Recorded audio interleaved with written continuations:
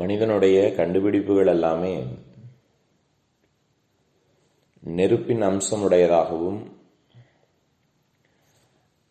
அது அவனுடைய உயிரோட்டத்தை கெடுக்குகின்ற வகையிலும் அவனுடைய சந்ததிகளின் உயிரோட்டத்தை கெடுக்கும் வகையிலேயே அமைந்திருக்கிறது.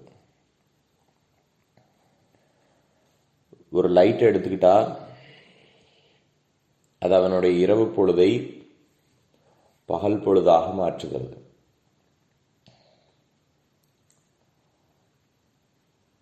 எப்போ இருள் சூழுதோ,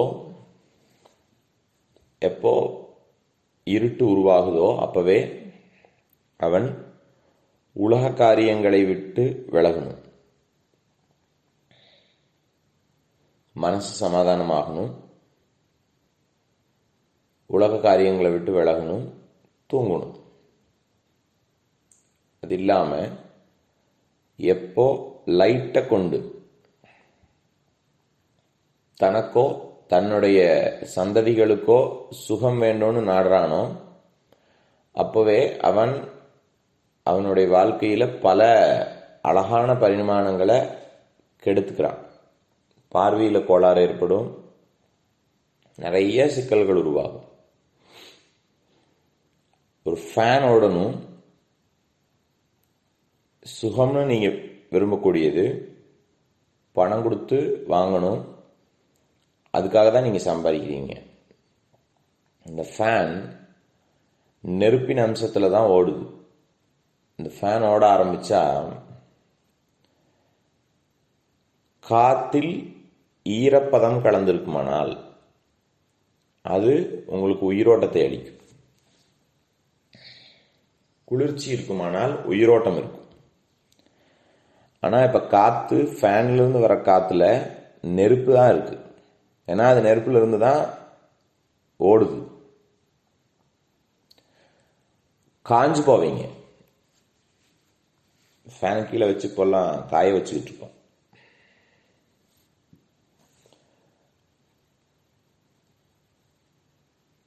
ஒரு ஈரப்பதம் மிக்க காற்று உங்களுக்கு உயிரோட்டத்தை கொடுக்கும்.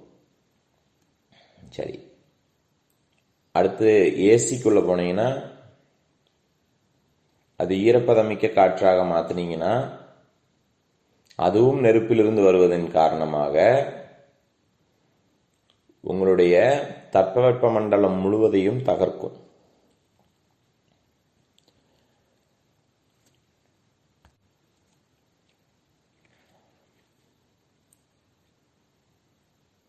நீங்கள் கண்டுபிடித்திருக்கின்றது எல்லாமே நெருப்பின் அம்சமாகவே இருக்கும். குளிர்ச்சியா இருக்கணும்னு விரும்பக்கூடிய வகையில கண்டுபிடிச்சிருக்கிற குளிர்சாதன பெட்டி, ஃப்ரிட்ஜ், ரெஃப்ரிஜரேட்டர்ஸ் முழுமையா அக்னியின் சுபாவம் உடையது. உயிர்களை வளர்த்தெடுப்பதற்கு தகுதியுள்ள இடம் அது. பல கொடூரமான கிருமிகள் ஃப்ரிட்ஜோட டெம்பரேச்சர்ல வளர்ந்துடும். கிருமி வளராதுன்னு நினைச்சுதான் ஃப்ரிட்ஜ் யூஸ் பண்றோம். பல கொடூரமான கிருமிகளை எல்லாம் அந்த ஃப்ரிட்ஜில் வச்சு வளர்த்தி எடுத்துட முடியும். அதனாலதான் ஃப்ரிட்ஜ் சில நாட்கள்ல நாத்தம் அடிக்க ஆரம்பிக்குது. சாப்பாடு எல்பிஜியில் செய்கிறோம் அல்லது இண்டக்ஷன் ஸ்டவ்ல செய்கிறோம். நேரடியாக அக்னி சாப்பாட்டில் எரியும். நம்முடைய கண்டுபிடிப்புகள் இதெல்லாமே.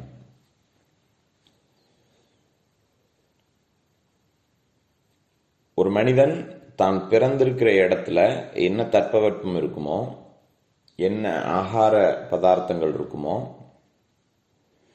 அதை கொண்டு அந்த சூழ்நிலைகளில் வாழ்வதற்காக அவன் உருவமைக்கப்பட்டிருக்கான். அப்போ அந்த இடத்தை சுத்தியிலையும் அவனை பாதுகாக்கின்ற வகையில அழகா வச்சுக்கணும். சாப்பிட்றதுக்கு கிடைக்கிறது எல்லாத்தையும் அவன் பயிர் பண்ணணும், சாப்பிடணும். இப்படிதான் நம்மளுடைய கோட்பாடு இருந்துச்சு. எப்போ தன் எல்லையை விட்டு மீறி வேறொரு இடத்திற்கும் தேசம் விட்டும் எல்லாம் மாறும் பொழுது சுகவீனனாக ஒரு இடத்துல வாழ்றவங்களுக்கு ஒரு சில கிருமிகள் ஒன்றும் பண்ணாது. அந்த எல்லையை விட்டு மாறும் பொழுது அந்த கிருமிகள் அவங்களுக்கு தீங்கு செய்யுது. சில எல்லைகளுக்குள்ளார சில கிருமிகள் நுழைய முடியாமல் இருக்குது.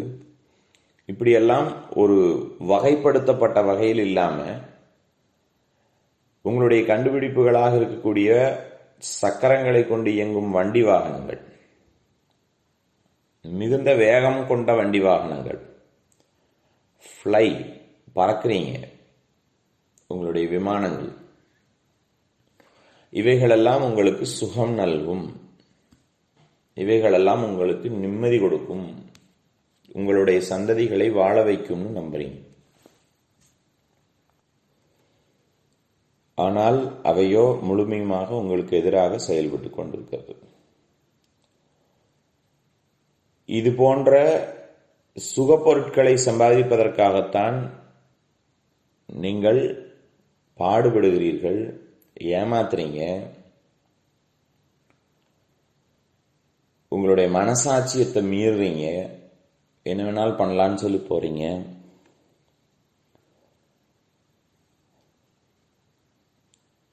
வீடு முழுமையுமாக நீங்க கட்டக்கூடிய வீடுகள் எல்லாமே அக்னியினுடைய சுபாவம் உடையது.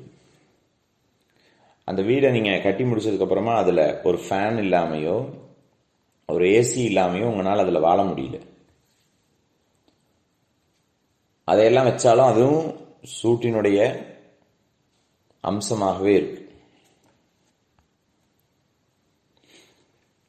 பலம் உள்ள பொழுது, நல்லா இருக்கும் பொழுது, அந்த சூட்டின் அம்சமான பொருள் உங்களுக்கு சுகம் தருவதை போன்று காண்பிக்கிறது. ஆனால் அவை உங்கள் வாழ்நாளை உறிஞ்சுகிறதுங்கிறது உங்களுக்கு தெரியாது. கொஞ்ச நாள் அவைகள் உங்களுக்கு மிகுந்த வேதனை தரக்கூடிய பொருட்களாக மாறிடும். உங்கள் வீடுகளில் நீங்கள் இருக்க முடியாது. உங்களுடைய வீடுகள் உங்களுக்கு மிகுந்த துக்கம் தரக்கூடியதாகவும், வெளியில போனா போதும் அப்படிங்கிற சூழ்நிலைக்கும் வருவீங்க. உங்களுடைய சுகப்பொருட்கள் எல்லாம் நீங்க அனுபவிக்க முடியாத சூழ்நிலைக்கு தள்ளப்படுவீங்க. எரிந்து போகக்கூடிய சூழ்நிலைக்கு தள்ளப்படுவீங்க. என்ன பண்றது? சுகம் உங்களுடைய இருப்புணர்வு.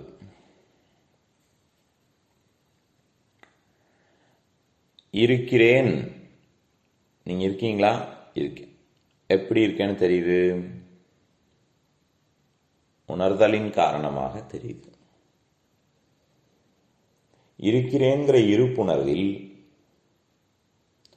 தட்பவெப்பத்தினால் ஏற்படக்கூடிய எந்த விதமான அசுகங்களும் உங்களுக்கு இல்லை. சுகமாக இருக்க முடியும்.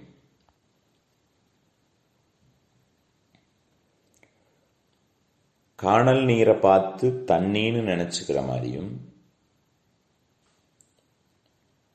கயிறை பார்த்து பாம்புன்னு நினைச்சுக்கிற மாதிரியும், நீங்கள் இந்த உலக பொருட்களை எல்லாம் பார்த்து சுகம்னு புலன் அனுபவங்களின் மூலமாக முடிவுக்கு வர்றீங்க. புலன் அனுபவங்களின் மூலமாக எந்த ஒரு விஷயம் முடிவுக்கு வந்தாலும் அது உணர்ச்சியாக ஸ்டோர் ஆயிடும். உங்க சிஸ்டத்தில் ஸ்டோர் ஆயிடும். உணர்ச்சியா மாறிடும். உடனடியாக மீண்டும் ஒரு தேவை ஏற்படும் பொழுது அந்த உணர்ச்சியில் நீங்கள் ஆகி எனக்கு அது வேணும்னு முடிவு பண்ணுவீங்க. அதாவது கண்ணால பார்க்கறது, காதால கேட்கறது, நாக்கால ருசிக்கிறது, இது போன்ற புலன்கள் மூலமாக உங்களுடைய அனுபவம் என்ன இருக்கோ அந்த அனுபவங்கள் எல்லாம் உணர்ச்சிகளாக மாறி உங்களோட சிஸ்டத்தில் ஸ்டோர் ஆகும். இதுல ரொம்ப முக்கியமான விஷயம் என்னன்னா, நீங்க உங்கள் புலன் அனுபவங்களை மாத்திரம் எடுத்துக்கிட்டும் வாழல. மிகுந்த ஆபத்துக்குரிய ஒரு விஷயம் என்னன்னா, அடுத்தவர்களுடைய புலன் அனுபவங்களையும் உங்கள் உணர்ச்சிகளாகவே ஏற்கிறீர்கள். அதனால உங்களுக்கு என்ன தேவைப்படுதுன்னா, இந்த புலன்களை கொண்டு அனுபவித்ததான பொருட்கள், நான் இப்போ இவ்வளோ நேரம் சொன்னேன் இல்லையா, நீங்கள் இதெல்லாம் தான் சேகரிக்க ஓடுறீங்க. எதெல்லாம் நீங்கள் சுகப்பொருள்னு நினச்சிக்கிட்டு இருக்கீங்களோ, வண்டி வாகனங்களையும் வீடுகளையும், உங்கள் வீடுகளில் இருக்கக்கூடிய சுகத்தை கொடுக்கக்கூடியதாக இருக்கும் உபகரணங்களை எல்லாம் நீங்கள் சம்பாதிக்கிறதுக்காக ஓடுறீங்க. இதெல்லாம் உங்களுடைய அனுபவம் மாத்திரம் அல்ல, அடுத்தவங்களுடைய அனுபவத்தையும் நீங்கள் உங்களுடைய அனுபவமாக ஏற்றுக்கிட்டு அதிலெல்லாம் உங்களுக்கு சுகம் இருக்குன்னு சொல்லிட்டு ஓடுறீங்க. ஒரு சிறு வேதனை உங்களை தொடுமானால் உங்களுடைய எந்த சுகம் கொடுக்கக்கூடிய பொருளிலிருந்து வருகின்ற சுகத்தை நீங்கள் அனுபவிக்க முடியாது. ஒரு சிறு வேதனை உங்களை தொடுமானால் நீங்கள் சம்பாதித்த பொருள் எல்லாத்தையும் கொடுக்கறதுக்கு தயாராக இருப்பீங்க. அந்த வேதனை போனால் போதும்னு இருக்கும்.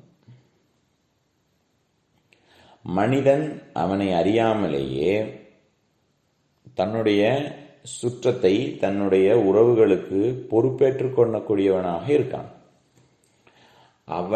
அவனுக்கு எந்த நன்மையும் செய்யக்கூடிய அறிவில்லாத பொழுது அவன் தன்னுடைய சந்ததிகளுக்கும் தன்னுடைய உறவுகளுக்கும் பொறுப்பேற்றுக் கொண்டவனை போல் காமிச்சுக்கிறான். சிந்திச்சு பாருங்க, இந்த பொருட்களை சம்பாதிப்பதற்காக நீங்கள் இவ்வளவு பாடுபடுறீங்க. இதில் இவ்வளவு பெரிய துக்கங்களும் இவ்வளவு பெரிய சிக்கல்களும் இருக்குமானால் நீங்கள் உங்கள் குழந்தைகளுக்காக சம்பாதித்து வைக்கக்கூடிய பொருட்களிலோ சம்பாதித்து வைக்கக்கூடிய பணத்திலோ ஏதாவது நன்மை இருக்குமா? ஏதாவது சுகம் உண்டாகுமா? மாறாக எந்த இடத்தில் நின்று அவர்களுடைய சுகத்தை நாடுவது? எப்படி? இப்போ நமக்கு என்ன வேணும்னா, எல்லாம் நல்லா இருந்தால் சரி. குழந்தைங்க நல்லா இருக்கணும், நம்ம நல்லா இருக்கணும், பாதுகாப்பாக இருக்கணும், அமைதியாக இருக்கணும், நிம்மதியாக இருக்கணும், சந்தோஷமாக இருக்கணும். இதுதான் நமக்கு தேவை. இது உங்ககிட்ட இருக்கக்கூடியதான இன்றைய வழிமுறைகளில் சாத்தியமா? உங்களுக்கு என்ன நடக்கும்னு தெரியாது, உங்களுக்கு என்னென்ன தீங்கு நீங்கள் செஞ்சிருக்கீங்கன்னு தெரியாது. பணம் உங்கள் வாழ்க்கையில் சுகம் உண்டாக்கிரும்னு நீங்கள் ஓடின ஓட்டம்,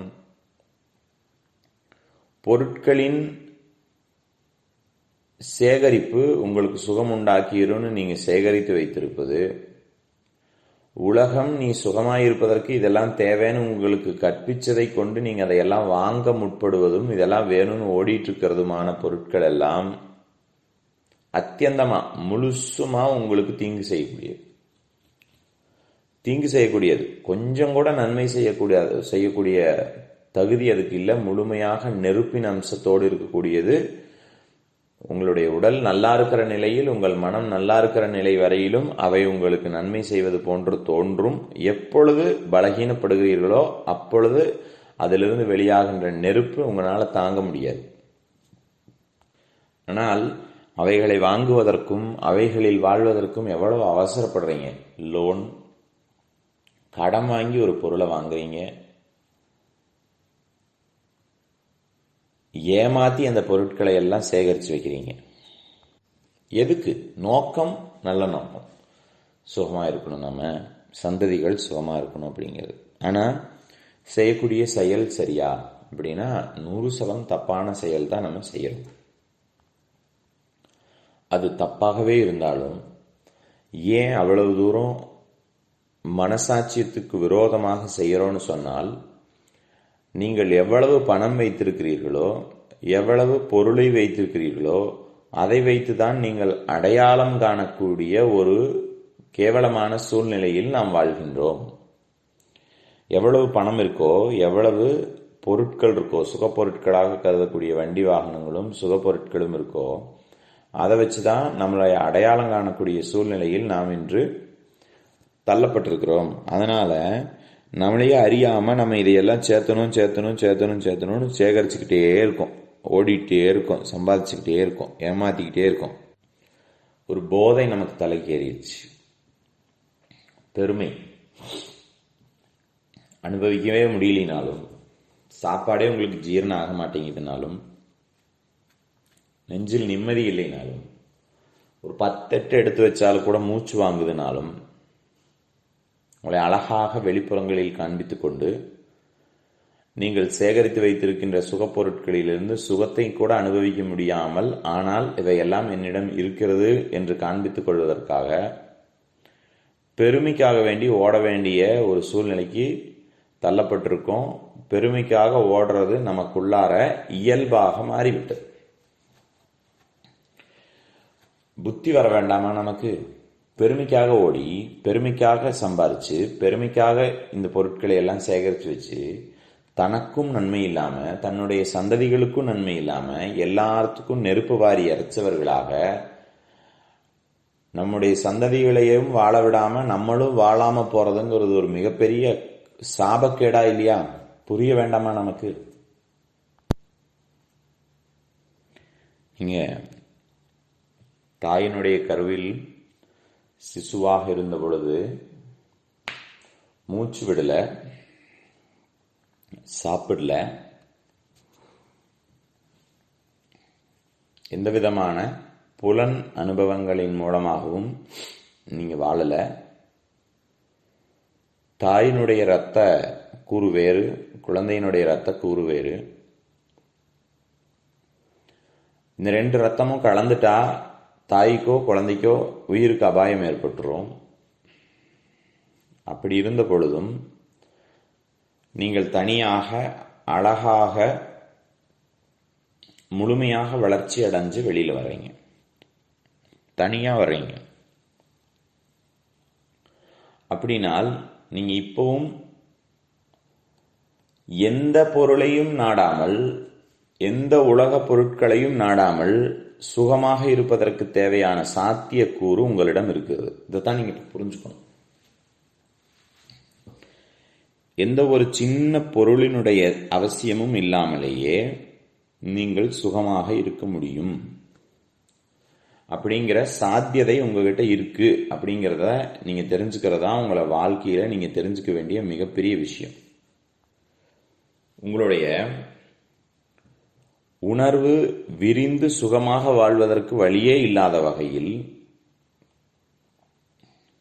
உணர்வு விரிந்து சுகமாக வாழ்வதற்கு வழியே இல்லாத வகையில உணர்ச்சிகளிலும் புலன் அறிவிலையும் நீங்க சிக்கியிருக்கீங்க. நீங்கள் எல்லோரும் சுதந்திரமாக வாழ்வதற்கு தகுதியுடையவர்களாக இப்பொழுது இல்லை. எல்லாரும் உங்கள் சுகப்பொருளை ஈட்டுவதற்காகவும் உங்க ஸ்டேட்டஸை மெயின்டைன் பண்றதுக்காகவும் பல பேரிடத்தில் அடிமைப்படுறீங்க. பல பேருடைய அதிகாரத்திற்குள்ளார கட்டுப்பட்டு கிடக்குறீங்க. உங்களால சுகமாக இயங்க முடியல. ஒரு சின்ன உயிரோட்டம் உணர்விலிருந்து உண்டானது. நீங்க இருக்கீங்கன்னு சொல்றதுதான், இருக்கீங்களான்னு கேட்டா இருக்கிறேன்னு சொல்றீங்களே, அதுல புலன் அனுபவம் இல்லை, எந்த உணர்ச்சியோ இல்லை, எதை வச்சு நீங்க கண்டுபிடிச்சு சொல்லல, ஒரு யோசனையும் இல்லாம இருக்கிறேன்னு சொல்றீங்க இல்லையா, அந்த உணர்வு, அதுல இருந்து தான் உயிரோட்டம் கிடைக்குது. அந்த உயிரோட்டமான விஷயம் உங்கள் உறுப்புகளை எல்லாம் உருவாக்குச்சு. அந்த உயிரோட்டம் தான் உங்களோட எல்லா கருவிகளையும் உருவாக்குச்சு. முழுமையாக நீங்கள் படைக்கப்பட்டீர்கள். சாஸ்திரத்துல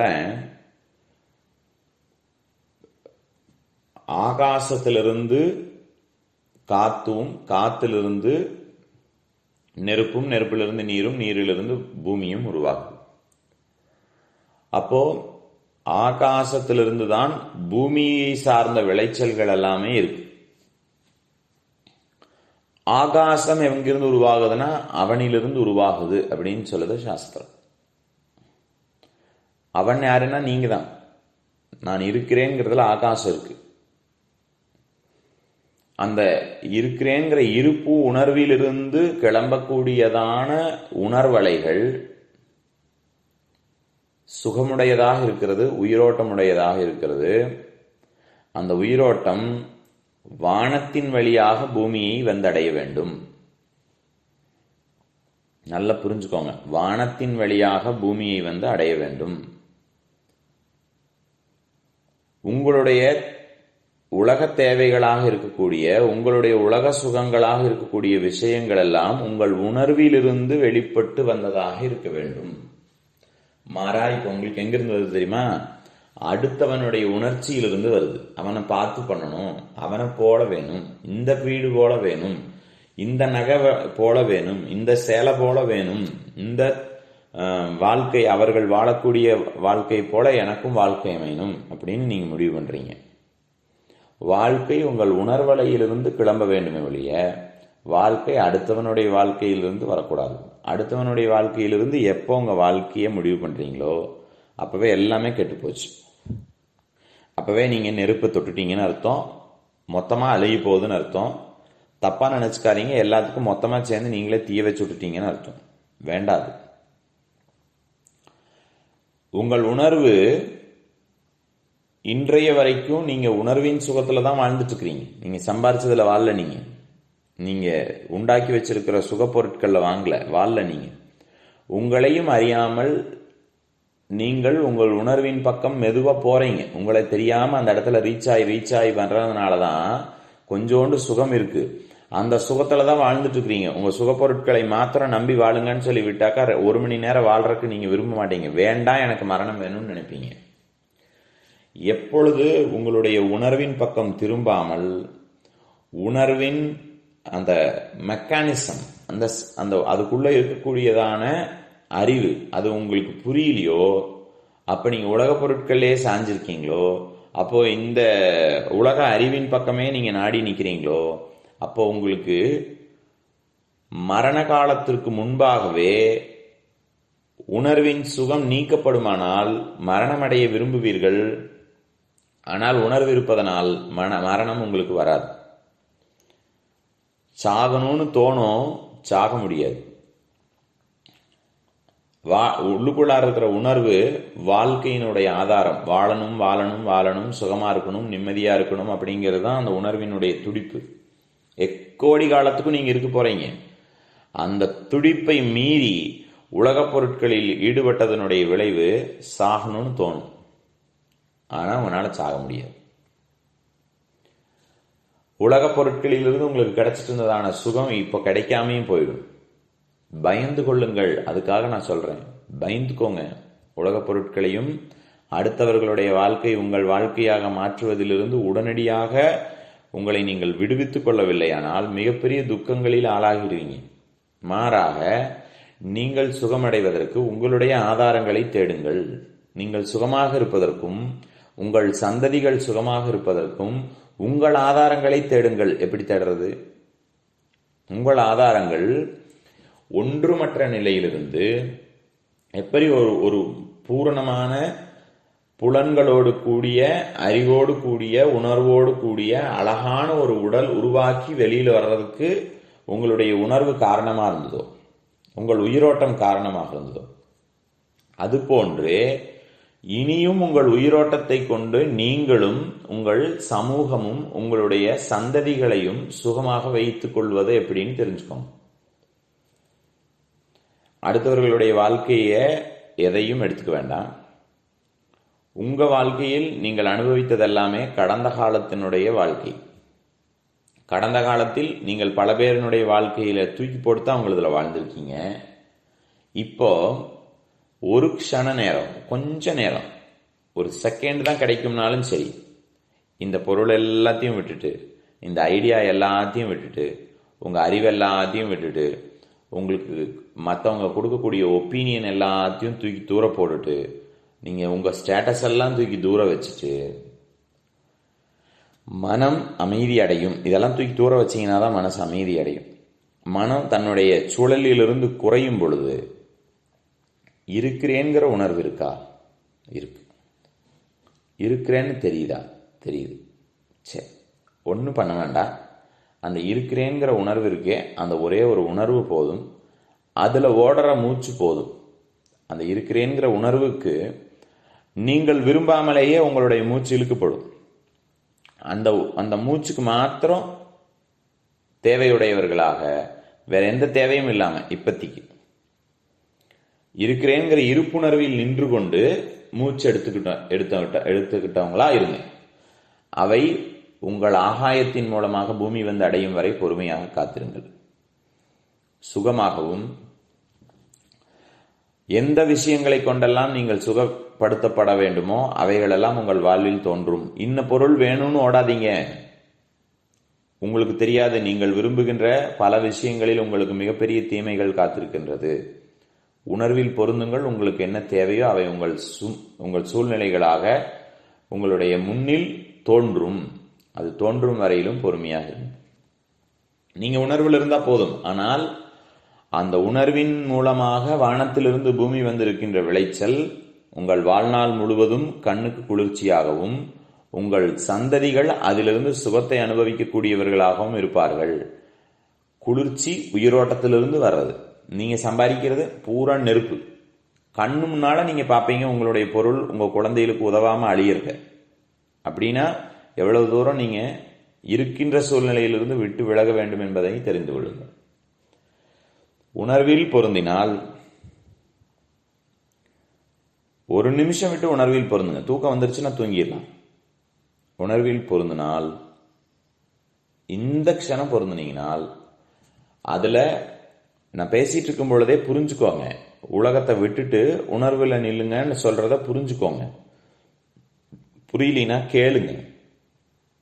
உணர்வில் நின்னுட்டீங்கன்னா அவை ஆகாயத்தில் உங்களுக்கு தேவையான சுகமான விஷயங்களுக்குரிய பாதுகாப்புக்குரிய விஷயங்களை தோற்றுவிக்கும். ஆகாசத்திலிருந்து காத்தாகவும் காத்திலிருந்து நெருப்பாகவும் நெருப்பிலிருந்து நீராகவும் நீரிலிருந்து பூமியில் விளைச்சல்களாகவும் வரும். உங்கள் கண் முன்பாக உங்களுக்கு சுகம் தரக்கூடிய விஷயங்களை நீங்கள் பார்ப்பீர்கள். உயிரோட்டமுடையதை பார்ப்பீர்கள். உங்களை அழிக்காது, நெருப்பு இருக்காது. எவ்வளவு வெப்பமாக இருந்தாலும் சரி, உணர்வில் பொருந்தி இருப்பீர்களானால் உள்ளிலிருந்து கிடைக்கக்கூடிய குளிர்ச்சியின் காரணமாக நீங்கள் புழுக்கம் இல்லாமல் இருக்க முடியும். இந்த சுகப்பொருட்களை நாட வேண்டிய அவசியம் இல்லாத மேன்மையான வாழ்க்கை வரும். இல்லைனா நீங்க சௌரியமா வாழ்றதுக்கு என்ன தேவையோ எல்லாம் சம்பாரிச்சு வைப்பீங்க. அது உங்களை அழிக்கும்ங்கிறதுல கவனமா இருங்க. உணர்வில் பொருந்துங்கள். உணர்வு இந்த உலகத்தின் மீது ஆட்சி உடையது. உணர்வு இந்த உலகத்தை மாற்றி அமைக்க வல்லது. உணர்வு மாத்திரம் உங்களுடைய எல்லா தேவைகளுக்கும் இறுதி வரையிலும் போதுமானதாக அமையும்.